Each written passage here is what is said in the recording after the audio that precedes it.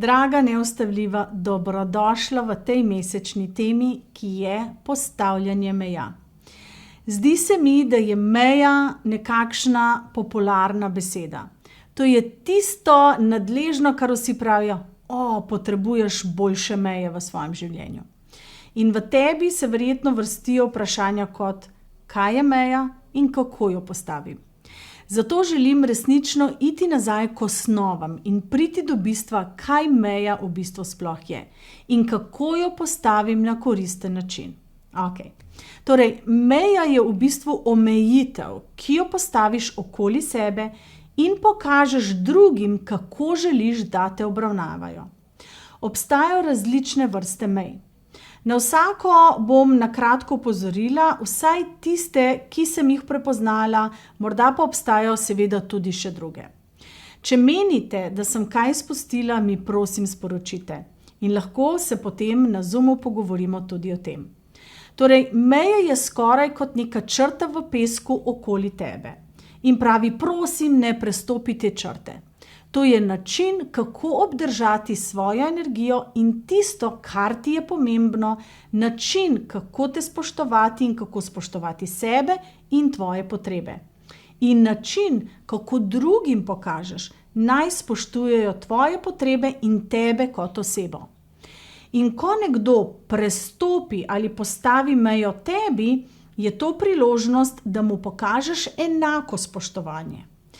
Na to bom opozorila malo kasneje, ker o tem se lahko še spopadamo. Se pravi, dajmo najprej pogledati različne vrste mej. Prva, na katero te želim opozoriti, so meje glede časa. In res, ko rečeš meje glede časa, bi to lahko bile tudi meje okoli tvoje energije in to se nanaša na tvojo skrb zase. Časa ne moreš nikoli dobiti nazaj. To je naše res največje bogastvo. Dobesedno ničesar ne moreš narediti, da bi si dala več časa, kakor ga imaš. Torej, moraš biti pametna s svojim časom. Meje glede časa bi lahko izgledale kot odločitev, ali iti na neko družabno srečanje ali ne. Ali če sediš na sestanku v službi in se ti zdi, da se vleče v nedogled. In veš, da imaš dejansko še druge stvari, ki jih moraš opraviti, se pravi, postavljaš neke meje glede časa. Ampak govorimo o tem v nekem družbenem kontekstu, ker sem prepričana, da se lahko vsi poistovetimo s tem. Se ti je že kdaj zgodilo, da recimo, ko je prišel konec tedna in je bil petek, ti pa si se počutila popolnoma izčrpano. In te prijateljica poslala sporočilo in rekla, daj pejdi greva na večerjo. Seveda bi to bilo lahko zelo zabavno in bi bil lep prehod iz delovnega tedna v vikend. Toda, če si izčrpana in bi raje preživela noč doma v miru, potem je povsem v redu, če postaviš meje in rečeš, najlepša hvala za povabilo, ampak danes res potrebujem noč zase. Tako preprosto je lahko to. Toda veliko nas ima ravno s tem velike težave, ker se počutimo, da ko moramo skrbeti zase, v bistvu postavimo svoja čustva pred druge. Kar sploh ni res. Najpomembnejša oseba v življenju si v bistvu ti. Obstaja ta recimo metafora o skodelici in pravijo, da bi morala napolniti svojo skodelico in pustiti, da se tudi prelije. In potem v bistvu, da ti služiš naprej iz tega preliva, medtem ko je tvoja skodelica, če si ne vzameš čas in da bi jo napolnila, prazna, dejansko nimaš ničesar, kar bi lahko dala drugim. Ustavite, da postaviš meje okoli skrbi zase in časa ali katerekoli druge meje, ker se dejansko bojiš, da ne boš spoštovala čustev nekoga drugega in da jih boš s tem morda na nek način prizadela. In res te prosim, poskusi spremeniti to miselnost, ker dajanje čustev drugih na prvo mesto ne prinaša spoštovanja sami sebi. In kar jih učiš je, da lahko postavijo svoja čustva na prvo mesto in da tvoja čustva niso pomembna. pomembna. Zato res ne deluje v bistvu na nobeni ravni, ne kratkoročno, ne seveda dolgoročno. Torej, meje glede časa so: v redu je reči ne. Niti treba vedno reči da. Če te nekdo prosi recimo za uslugo, prosim, pridi me iskat na letališče, ti ni treba reči da. Zato obstajajo taksi, ok? Seveda, če si pripravljena to narediti, pojdi in to naredi in ob tem dobro premisli, ali si resnično pripravljena narediti to uslugo za nekoga ali preživeti čas z nekom, seveda, čeprav morda drugi ne bi bili pripravljeni to enako narediti zate. To je popolnoma ok, dokler si ti zadovoljna s tem, kar počneš. Če pa nisi zadovoljna s tem, potem zdaj vadi z mano. Ne. Veliko nas se bori s to besedo. Ne. Ni treba opravičevati svojih razlogov za nobeno vrsto meje. Ni treba opravičevati svojih razlogov, še enkrat klicaj. Vendar, če si pripravljen razložiti drugi osebi, zakaj postavljaš svojo mejo, jim lahko zelo pomaga sprejeti tvojo mejo. Ker sem prepričana, da če si kdaj prej poskušala postaviti mejo in to ti ni šlo zelo dobro od rok in se je zdelo, da je druga oseba imela nekakšen izpad ali pa je postala zelo čustvena ali pa morda se je na nek način obrnila in postala jezna. Da bi se temu izognila, je včasih res koristno razložiti, zakaj postavljaš neko določeno mejo. Ampak tega ti ni obvezno storiti, preprosto lahko rečeš ne. Prepričana sem, da te to morda spravi v nekoliko nelagoden položaj, že samo če pomisliš na to. Mene naredi nelagodno, iskreno, celo samo ko govorim o tem. To je nekaj, kar sem se morala naučiti oziroma morala vaditi. Ampak zdaj sem veliko boljša pri tem, kot sem bila prej. In mislim, meje glede časa so lahko tudi, koliko časa preživiš morda na telefonu. Včasih dobim klic in si mislim, da v resnici zdaj ne želim govoriti s to osebo. Počutim se precej brez energije, moram varovati svojo energijo. Osebi se bom javila, ko bom pripravljena govoriti z njo. Zato telefona pač ne dvignem. In ko se jim na to javim, se poskušam izogniti opravičilu, zakaj nisem dvignila telefon, ker je bilo v redu, da nisem. Raje bi se osredotočila na nekaj pozitivnega, kot v smislu: hvala, da si počakala, da sem ti vrnila klic. Namesto, da takoj greste: oprosti, postavila sem sebe na prvo mesto. Nehajte se opravičevati. V redu je, če postavite svojo mejo. Zato morda raje recite: hvala, da si počakala, cenim, da spoštuješ moje meje in da spoštuješ moj čas. Ali kakorkoli v nekem kontekstu, kar je dobro za vas. Okay?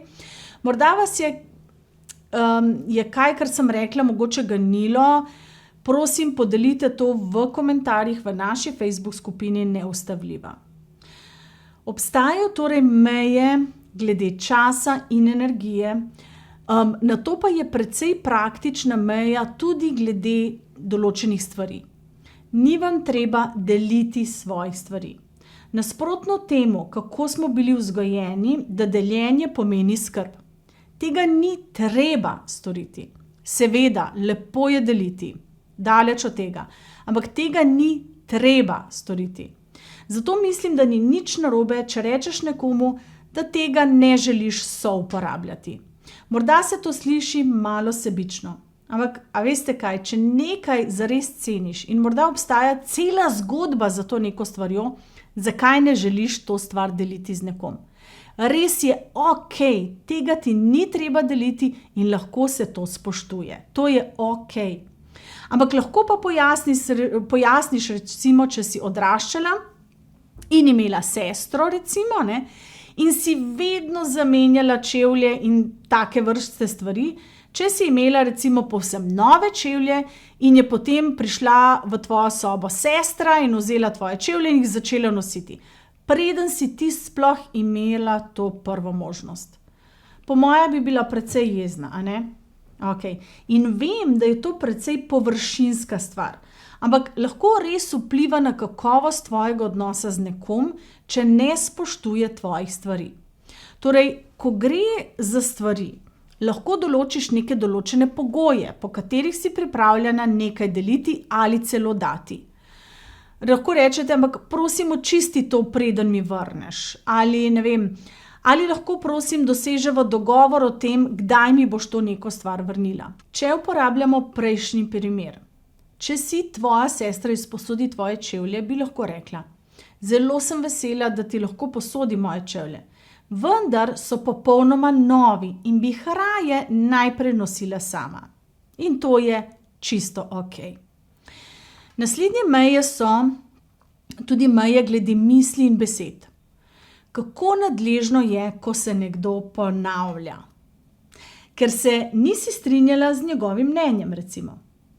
Sporoči mi, če si to že kdaj doživela in te je to spravilo ob živce, ker mene to vedno spravi ob živce. Verjamem, da ima vsak pravico do svojega mnenja, svojih misli in svojih prepričanj, do svojih čustev. In nič ni hujšega kot nekdo, ki ne odneha, ne neha in na neki točki ustraja, ker se nisi pripravljena z njim strinjati. Kot da je kontrast tisto, kar življenje naredi zanimivo. Strinjajmo se, da se pač ne strinjajmo. Upoštevala bom vašo perspektivo, absolutno. Morda me bo to pripeljalo do tega, da bom spremenila nek svoj pogled ali celo razširila svoje okvire. Vendar se z njim ne rabim nujno strinjati. To je ok. Lahko imamo različne poglede in lahko se učimo drug od drugega zaradi tega. Torej, ko gre za meje glede misli, lahko nekomu rečeš: najlepša hvala za tvoje predloge, odločila se bom pa sama. Ali pa nekaj v smislu: slišala sem te, cenim, kako zelo skrbiš zame, zdaj pa bi rada razmislila o tem, s tem pogovorom sem končala in v bistvu se bom odločila zase. In prepričana sem, da je zdaj v tvojih mislih oseba, za katero misliš: nikoli ne bi tako dobro odreagirala, če bi mu ali pa ji odgovorila na tak način. Ampak zapomni si, da ti nisi odgovorna za to, kako se nekdo odzove na tvojo mejo. Vsak je odgovoren za svoja čustva. In če se nekdo odloči, da ne bo spoštoval tvoje meje, je to njegova stvar, ki jo mora urediti sam pri sebi. In prepričana sem, da si zelo skrbna oseba in skrbiš za čustva drugih. In zato si verjetno najprej pomislila na to, zakaj je ta oseba sploh prišla v tvoje misli, vendar nisi odgovorna za njihov ali njen odziv. Okay? Torej spet lahko omiliš ta nek udarec tako, da ji ali mu pojasniš, zakaj postavljaš neko določeno mejo. Torej, lahko razložiš na način: resnično cenim recimo tvoje mnenje, ampak zdaj moram o tem razmisliti. In težko mi je to storiti, ko ponavljaš vedno znova in znova svoje predloge. Veš, postaviš to mejo in konec zgodbe. In bolj, ko se braniš svoje meje, bolj si v vojni, bolj se boš v bistvu prepirala. Postavi jasno mejo, bodi nekoliko trdna, lahko si nekoliko prijazna, ampak res trdna hkrati. Ampak zdaj sva končala pogovor ali pa končala pogovor in to je to. S pritiskanjem je to res zapleteno. In če oseba še naprej pritiska in reci: vidim, da ti je zelo pomembno, da delim tvoj način razmišljanja. Vendar me to spravlja res v nelagoden položaj. In če boš še naprej vsiljevala svoje stališče ali vsiljeval, bo morala zapustiti ta pogovor. To res ni ultimat. Gre za pojasnjevanje, kako se počutiš v nekem določenem trenutku. Zapomni si, meja je o tem, kako se ti počutiš, ne o tem, kako se nekdo drug obnaša. Zato, če se nekdo obnaša na način, ki te dela nelagodno, povej to in reci: glej, tvoja vztrajnost, tvoje vsiljevanje mnenja mi daje občutek, da sem napadena in nočem se tako počutiti. Zato, če boš nadaljeval, bom zaradi lastne skrbi zase morala zapustiti ta pogovor. Gre za to, da skrbim zase in za svoja čustva, ne za kaznovanje druge osebe zaradi njenega obnašanja ali stališča. In to je okej.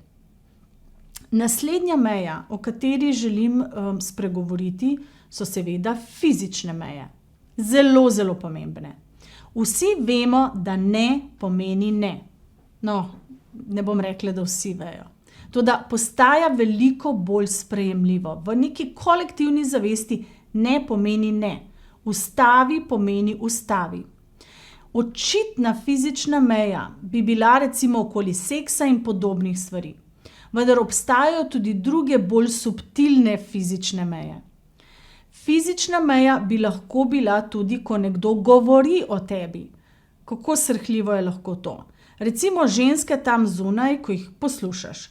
Kako srhljivo je, če vstopiš v službo in te moški sodelavec pogleda in reče: seksi izgledaš v tej obleki. In te pogleda recimo tako od glave do pete. Ob tem bi ti lahko bilo močno nelagodno. Zakaj me tako gledaš in komentiraš mojo obleko?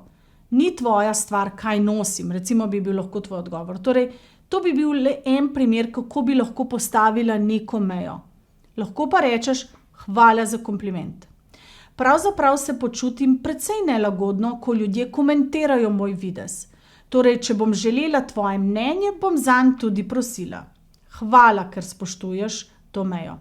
Se pravi, imenujte to, kakorkoli želite, ampak ti si gospodarica res svojega telesa. Nikomur ni dovoljeno, da prestopi to mejo. Torej, fizične meje so lahko način, kako ljudje govorijo o tvojem telesu. Lahko je način, kako ravnajo s tvojim telesom. Kot sem rekla, ne pomeni ne in ustavi pomeni ustavi. Druga stvar pri fizični meji so seveda otroci. Mislim, da je zelo pomembno otroke od zelo mladih let naučiti spoštovanja fizičnih meja, kar tega trenutno še ne vedo. Ti si gospodarica svojega telesa in jaz sem svojega. Torej, če ti kaj ni všeč, mi povej. In če meni kaj ni všeč, bi rada, da tega ne počneš in poskušaj jih naučiti teh konceptov. Se pravi, ko odrasli reče otroku: objemi to osebo.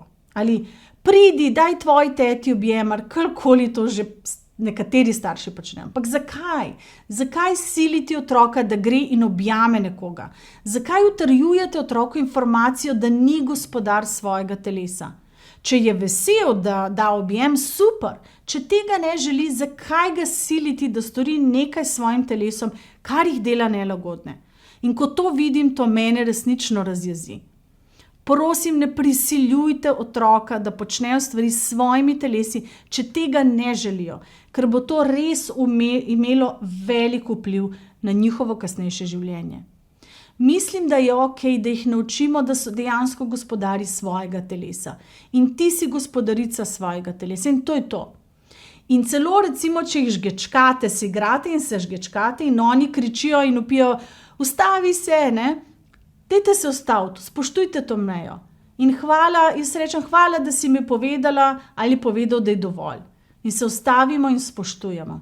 Nikoli ne nadaljujemo. Potem, ko rečejo: dosti je, resnično, jih je super naučiti, kako se odzvati na te občutke v telesu. Zapomnite si, notranjo zgodbo razvijemo do 7. leta starosti. Zato, ko ravnate z otrokom, meje, ki jih postavite otroku do 7. leta in kasneje, kar še naprej dodaja neki njihovi notranji zgodbi. Do 7. leta je naš otrok popolnoma razvit. Toda meje, ki otroka učimo v tej mladi dobi, se kasneje prenesejo v njihovo življenje. Torej, to so te neke fizične meje. Zadnja meja, o kateri želim govoriti, pa je seveda čustvena meja, ki je res pomembna. In v redu je čutiti, kar čutiš. Tvoja čustva ne rabijo imeti smisla. Ne rabiš jih opravičevati. Ne rabijo biti logična. To so tvoja čustva. In zelo slabo je, če nekdo zanika, kako se počutiš. Ko recimo če bi se prepirala z narcisom, ki reče: to se sploh ne dogaja. tako se počutiš? To ni moja krivda, da se ti tako počutiš. Ampak v bistvu, ko ljudje obrnejo to zgodbo in te naredijo neumnega zaradi tega, kako se počutite. V redu je, da čutite, kar čutite. In v redu je, da postaviš mejo in rečeš, prosim, ne zanikaj mojih čustev. Druga meja bi bila vedeti, kdaj se odstraniti iz situacije, kjer si preplavljena z nekimi čustvi. Torej, del tvojega potovanja, da postaneš ozaveščena oseba, je postati samostojna oseba. Torej, nekdo, ki nadzoruje sam sebe. Čustev ne nadzorujemo, ampak čustva sama prihajajo. So neka sporočila, ki nam povedo, da nekaj ni prav ali zelo prav, če čutiš do nečesa pozitivna čustva. Tvoja čustva so sporočila. Okay? In pojavijo se kar tako in na njih se odzivaš in odzivaš se s svojimi čustvi in tvoja čustva so tvoja odgovornost. To je v tvoji moči. Morda moraš včasih postaviti mejo tudi sama sebi in reči, ko začutim, da se v meni začne kuhati jeza, se ne bom odzvala in ne bom napadla te uboge osebe, ampak bom raje se odmaknila, odšla stran, dokler se ne počutim bolje in imam na nek način več nadzora nad seboj. Torej, postavi si mejo glede čustev, zagotovo pa z drugimi, seveda, če zanikajo, kako se počutiš. Lahko poveš, dovoljeno mi je čutiti, kar čutim. Prevzamem odgovornost za svoja čustva. Na meni je, da ti sporočim, da to, kar počneš, me zares boli. In to je ok. Dovoljeno ti je čutiti, kar čutiš. In bom še ponovila. Druga stvar, ki jo želim povedati o samih mejah, in sem se tega že dotaknila, je ta, da je pomembno, da jih ne uporabljamo kot neko orožje. Torej, pomni, meja ni postavljanje nekega ultimata, ni cenzura nekoga, gre zate in kako se počutiš v odzivu na to, kar nekdo drug počne. Ko postavljaš mejo, se osredotoči na to. Ne mislim, da obstaja pravi ali nek napačen način postavljanja meje, vendar obstajajo zagotovo bolj koristni načini za to in bolj sovražni načini. Ne osredotočaj se na njihovo obnašanje, osredotoči se na svoja čustva. Poskusi ne postavljati meje v vročici trenutka ali sredi nekega boja, ker bo verjetno slišati zelo narobe in ne tako, kot si ti recimo v osnovi nameravala. In še posebej na začetku, ko se prvič osredotočaš na postavljanje meja, če to ni nekaj, česar si vajena, je res potrebno veliko vaje, da se počutiš sposobna to storiti na spoštljiv način. In tako pogosto se na začetku zgodi, da začnemo postavljati zelo neke trdne in toge meje, skoraj preveč. In postanemo precej nespoštljivi do drugih oseb v načinu, kako postavljamo mejo.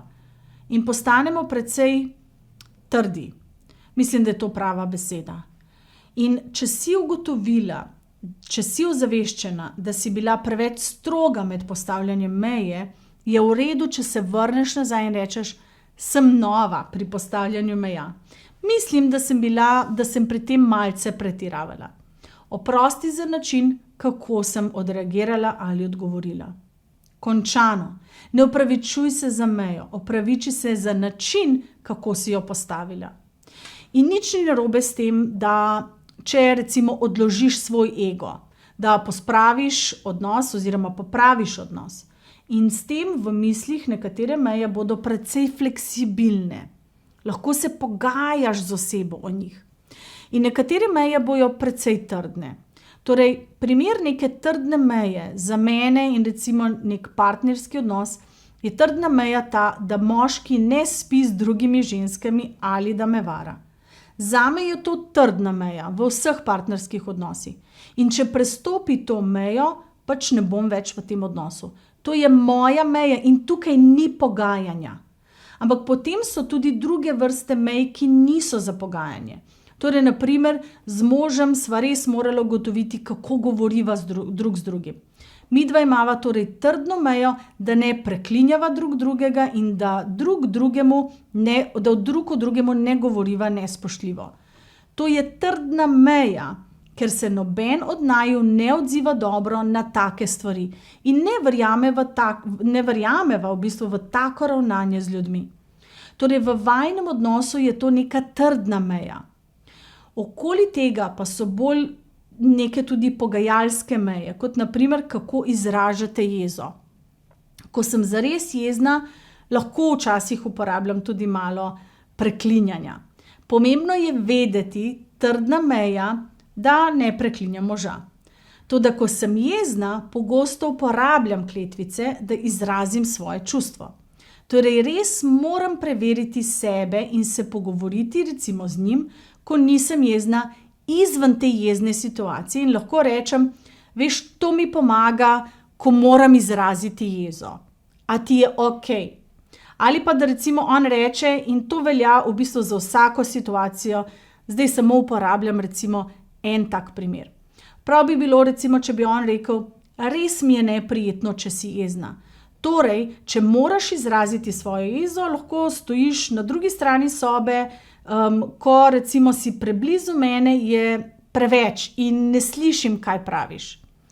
Ali pa vem, da če si res jezna, se jaz potem zaprem.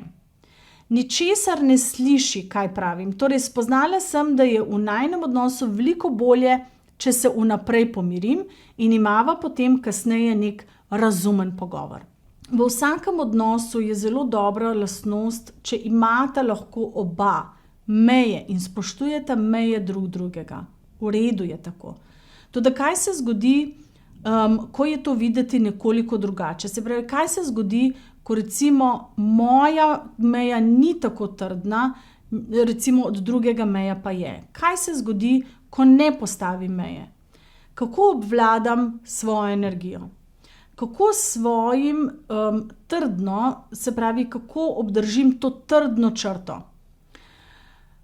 Če se ne poznamo dovolj dobro in v bistvu, če se še sama ne poznam dovolj dobro in ti ne pokažem, kaj zares mislim in bom na nek način občutila tvojo obremenjenost, tvojo nervozo, nemir ali žalost. Ali ima to res nek smisel? Torej, ko razmišljaš o mejah z drugo osebo, ne pozabi, kaj prinašaš v odnos, kako to vpliva na vajin odnos. Zato, če prideš z odnosom, v katerem ne postavljaš meje in ne spoštuješ svojih potreb, boš na nek način obremenjena z drugo osebo in te ta druga oseba sploh ne bo zelo globoko spoznala. V redu lahko izgleda tudi tako. Se pravi, kaj če so moje meje precej trdne in močne, ampak jih je preveč in ne spoštujem recimo tvojih meja. Torej postaneš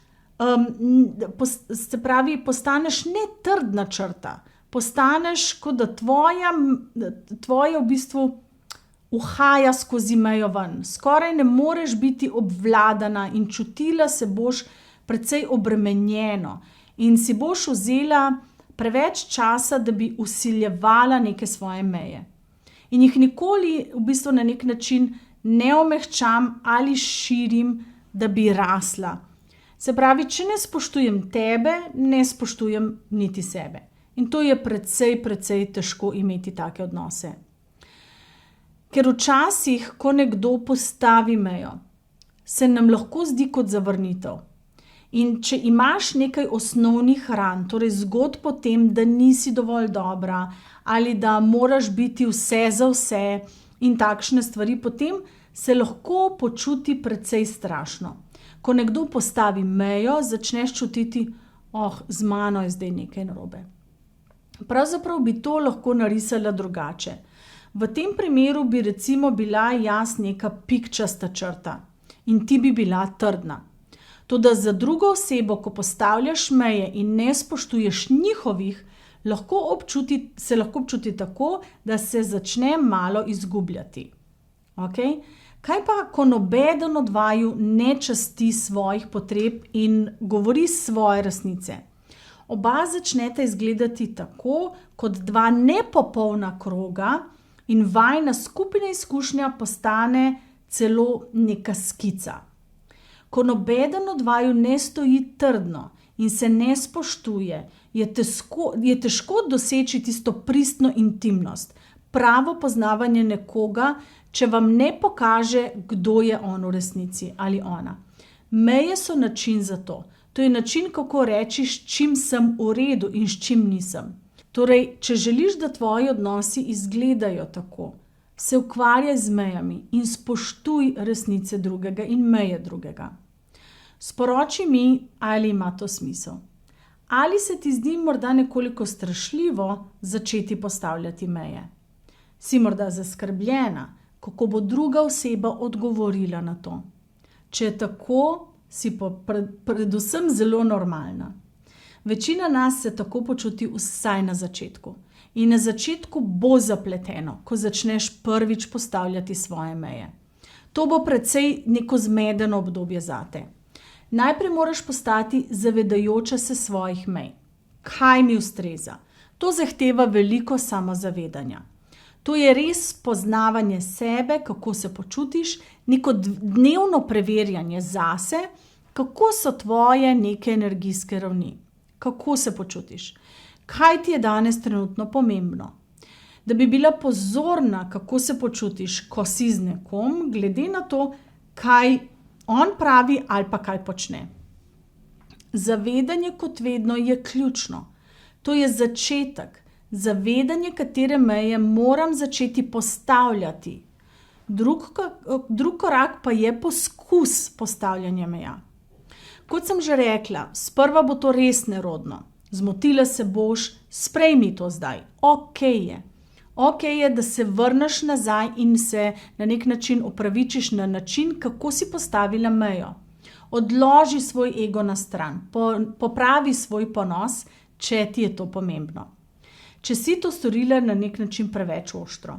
Torej ne opravičuj se za svojo mejo, opraviči se za način, kako si jo izrazila. Zelo pomembno je biti vedno spoštljiva in biti zvesta sebi, biti v skladu s tem, kdo si v resnici. In če to počneš in prihajaš iz nekega prostora spoštovanja do sebe in druge osebe, ti ni treba skrbeti, tvoja stran je čista. Nisi odgovorna za to, kako se nekdo drug odziva na tvoje meje. Razen seveda, če si bila zelo nespoštljiva, v tem primeru lahko to popraviš. In tretja faza, ko postaneš precej dobra pri postavljanju meja.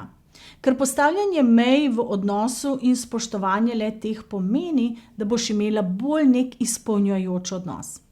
Če druga oseba pozitivno odgovori na tvoje meje, pozitivno odreagira, bo v bistvu resnično imela neko globoko razumevanje, kdo si, kaj je v redu in kaj ni.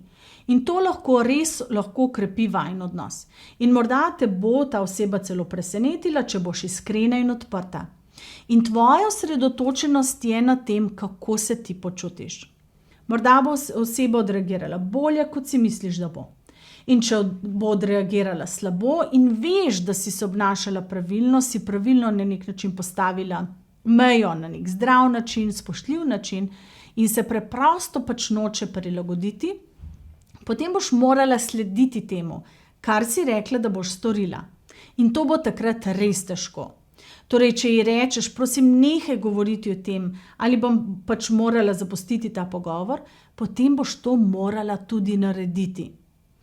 Ključno je, da spoštuješ svoje meje in slediš temu, kar si rekla, da boš storila v nasprotnem primeru. Torej, če nekdo želi, da govoriš o nečem, o čemer ne želiš govoriti, ker je to zate preveč osebno, je v redu imeti svojo zasebnost. V redu je, če ne deliš vsega. In v redu je, če rečeš ne, tega ne želim deliti.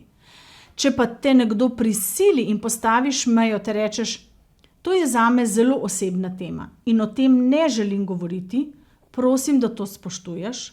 Če tega pač ne stori, je tvoj naslednji korak, da zapustiš pogovor. To je tista rdeča zastava, se rečem red flag. Bodisi se bo ta oseba naučila spoštovati to, ali pa se ne bo. In po pravici povedano, tvoj odnos bo malo trpel. Toda na koncu koncev, ali ne bi raje imela nekih globokih in smiselnih prijateljstev in odnosov z ljudmi, ki te spoštujejo in ki jih ti spoštuješ nazaj. In ali ne bi raje bila dva trdna kroga, ki skupaj delita izkušnjo, kot dve neki pikčasti črti, ki izgubljata neko svojo avtentično moč. To je smiselno, a ne? To je to glede mej. Govorila sem veliko dlje, kot sem sicer nameravala v tem videu. Ko začnem res o mejah, mi včasih kar malo uide. Toda mislim, da je to zelo pomembna tema in nekaj, česar se ljudje kar precej bojijo. In če imaš kakršnakoli vprašanja, mi jih prosim sporoči in odgovorila bom nanje. In predvsem te spodbujam, da začni vaditi postavljanje mej. Poglej, kaj se bo zgodilo. Pomni, da je samozavedanje res ključno. Preveri pri sebi, kako se počutiš. Opazuj tudi, kako druga oseba reagira in se pogovori z njo o tem. Ker veš, če želiš imeti res intimne, avtentične odnose, potem moraš začeti govoriti o teh stvarih. Torej poskusi s tem. In včasih je koristno si dovoliti in zanikati občutek krivde, ki ga morda imaš po postavitvi neke meje. Celostna psihologinja dr. Nicole Para temu reče občutek slabe vesti po postavitvi meje, ko se počutiš resnično slabo, ko ti je resnično hudo, ker si se postavila na nek način zase. Ko se to zgodi, lahko sama sebi daš dovoljenje, nekaj v smislu, v redu je, da spoštujem svoje potrebe. Enostavno in jasno, a ne? In ponavljaj si to, dokler resnično ne začneš verjeti v to in se začneš ob tem počutiti bolje. Ali pa pojdi na nekaj fizičnega, kot je tek ali sprehod ali jogo, karkoli pač imaš rada. Lahko pa samo sediš in dihaš, meditiraš ali pa se samo sprehodiš po svojem vrtu. Kakorkoli že, odvrni svoj od občutka slabe vesti in pojdi početi nekaj fizičnega, da se res počutiš trdno v svojem telesu, ker to je precej močen proces. In morda te bo spomnilo, kako neverjetno v bistvu si. In dejansko postavljanje te meje je bila resnično neverjetna stvar, neustavljiva stvar.